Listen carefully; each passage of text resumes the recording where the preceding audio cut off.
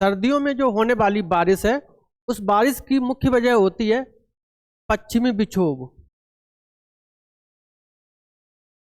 जैसा कि इसके नाम से क्लियर हो रहा है कि ये पश्चिम से आने वाला है, यानी पश्चिम से आ रहा है।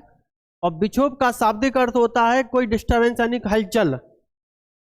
एक्चुअली ये होता क्या है कि जो ये एक चक्रवात होता है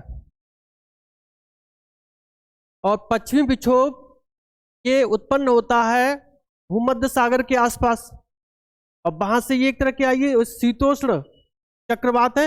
ये चक्रवात फिर ईरान पाकिस्तान होते हुए भारत में प्रवेश करता है, और इसके आने से पंजाब, हरियाणा, दिल्ली, उत्तर प्रदेश, इन सब राज्यों में, जम्मू कश्मीर, हिमाचल, इन राज्यों में बारिश होती है। और ये बारिश प्राय सर्दियों में होती है।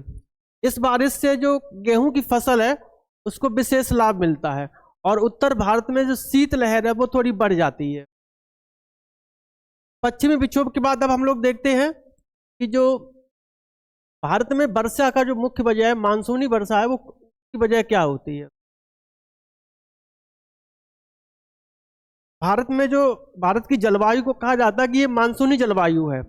अब मानसूनी जलवायु, ये मानसूनी जो शब्द है वो जो मौसम शब्द से बना हुआ है, अरब के मौसम शब्द से बना हुआ है, जिसका अर्थ होता है कि ऐसी हवाएं जो ऋतुवत होती है, यानी अपने सीजन के हिसाब से हवाएं अपने मार्ग को बदल लेती हैं। तो भारत में जो जलवायु की जो हवाएं होती हैं वो क्या करती है कि 6 महीने तक उनका प्रवाह समुद्र से भारत की ओर रहता है, और उसके बाद 6 महीने तक ये हवाएं उल्टी साइड से चलती हैं, और जिसको लौटता हुआ मानसून कहते हैं। तो हर 6 महीने के बाद इन हवाओं का अपना मार्ग बदल लेने के कारण इन हवाओं को मानसूनी हवाएं कहा जाता है, और इसी वजह से भारत की जलवायु को मानसूनी जलवायु कहा जाता है। जब ग्रीष्म ऋतु होती है तो उत्तर भारत में,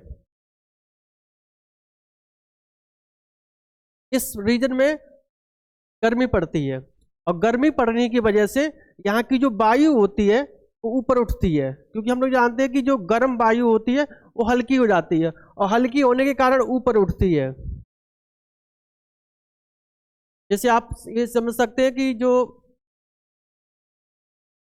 मोमबत्ती की जो लौ होती है या दीपक की जो लौ होती है वो हमेशा ऊपर की ओर रहती है, ऊपर उठती रहती है, या जो आग की लपटें होती है वो सीधी ऊपर उठती रहती हैं। उसकी वजह क्या होती है कि यहाँ इसके आसपास, लौ के आसपास की जो वायु होती है वो लगातार ऊपर की ओर जाती रहती है, और इस आसपास की जो वायु ऊपर जा रही है उसका स्थान लेने के लिए नीचे से लगातार वायु आती रहती है, और यही वायु उसको ऊपर उठाए रखती है। यानी कि गर्मी जो का समय होता है तो वायु हल्की होकर ऊपर की ओर उठती है, और ऊपर उठने से क्या है कि वहां जो वायु दाब है वो कम हो जाता है, तो ये पूरा जोन बन जाता है निम्न वायुदाब का। ये निम्न वायुदाब की क्षेत्र हो जाता है। अब जो समुद्र के आसपास का जो बंगाल की खाड़ी वाला जो क्षेत्र है,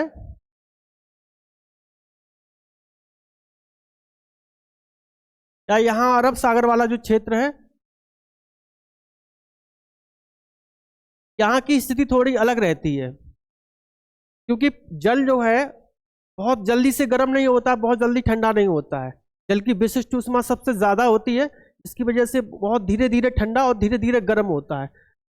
तो यहाँ पर जो गर्मियों के समय में यहाँ तापमान बहुत ज्यादा नहीं हो पाता है, जिसकी वजह से यहाँ जो वायुदाब की जो पेटी है वो लो ना होके उच्च रहती है।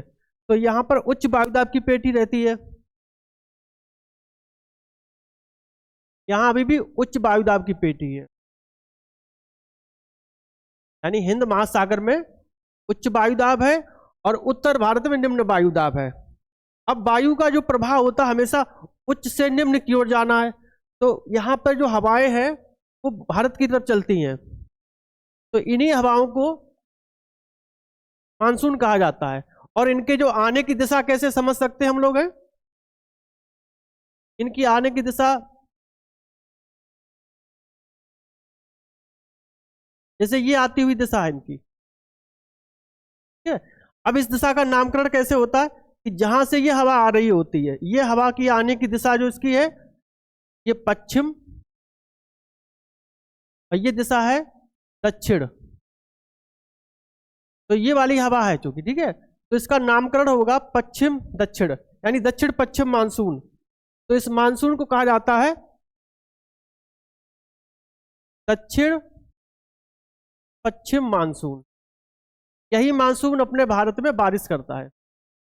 और जब ये मानसून आता है तो भारत की इस प्रायद्वीपीय आकृति के कारण, ये पूरी प्रायद्वीपीय आकृति के कारण यहाँ मानसून दो भागों में बंट जाता है कि एक शाखा जो कि बंगाल की खाड़ी से होकर आती है उसको बंगाल की खाड़ी की शाखा कहते हैं, और दूसरी शाखा जो अरब सागर से आती है उसको अरब सागर की शाखा कहते हैं। अरब सागर की शाखा पश्चिमी घाट के तटों पर, तटीय क्षेत्र पर बारिश करती है। उसके बाद मध्य प्रदेश, गुजरात, महाराष्ट्र यहाँ बारिश करती है। और यहाँ दुर्भाग्यपूर्ण जो अरावली पर्वत जो है उसकी शेप इस तरह से है, ये मानसून के समानांतर हो जाती है, जिसकी वजह से राजस्थान में बारिश कम हो पाती है, क्योंकि अरावली पर्वत जो है वो इन वर्षा की को रोक नहीं पाता है। और इसके विपरीत जो बंगाल की खाड़ी से होकर मानसून आता है वो मानसून यहाँ मेघालय में गारो, खासी और जयंतिया इन पहाड़ियों से टकराता है, क्योंकि ये पहाड़ियाँ एकदम मानसून जो हवाएं आती हैं उनके सामने है, इनके सामने आ जाता है, जिसके कारण यहाँ बारिश अधिक होती है। और यहाँ जो खासी नाम की पहाड़ी है यहीं पर स्थित मौसिन राम संसार का सबसे ज्यादा वर्षा वाला क्षेत्र होता है। ये मानसून आगे बढ़ते हुए, घूमते हुए और आगे अपनी बारिश को पूरा करता है।